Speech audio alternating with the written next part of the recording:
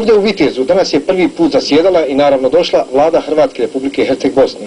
Ovo je inače i prvi put da u ovoj ratnoj godini dođe neko od vodstva Hrvatske Republike Herceg-Bosne u Hrvatsku središnju Bosnu. Uz mali prijekor, međutim, danas i radost ovdje u Vitezu da se to ipak, da ne kažemo i konačno, dočekalo. Najprije je na sjednici vlade njen potpredsjednik Ante Valenta, koji inače živi u Vitezu, izvijestio o radu svih organa proteklih mjeseci u središnjoj Bosni. Zajednička je prosudba da su politička i vojna rukovodstva hrvatskog naroda središnje Bosne organizirala učinkovitu obranu svojih prostora, pa je ministar obrane Vlado Šoljić istakao.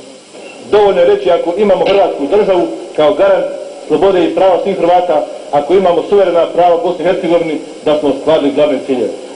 Predsjednik vlade, dr. Jadranko Prlić, uz ostalo je istakao da valja i dalje jačati sve institucije sustava. Vlada je s tim u svezi danas utvrdila i svoje zadaće. Rat nije prestao. Dakle, rat nije završen.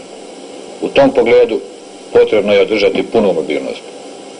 Potom je ministar Mile Akmadžić informirao rukovodstvo središnje Bosne o bečkim i washingtonskim dogovorima na sjednici vlade i posebno je istaknuto da sada treba praviti programe obnove, naravno ne zanemarujući jačanje i ustroja obrane.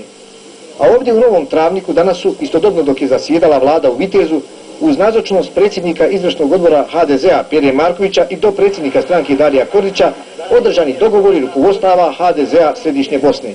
Uz ocjenu da je i u najtežim uvjetima ovdje stranka veoma dobro radila, stav je da stranku treba još više profilirati. Posebno je naglašena obveza da se ne zaboravi skrbljenje ratnih invalida i njihovih obitelji. Dosta je bilo riječi i o najnovijim sporazumima, pa je naglašeno da se već sada, pretvarajući i ovdje HDZ iz pokreta u stranku, pripremi za nove izbore, predviđene okvirnim sporazumom i ustavom federacije. Iz Viteza večera se javili Smiljko Šagolj i snimatelji Pero Štrbe i Ilija Marčinko.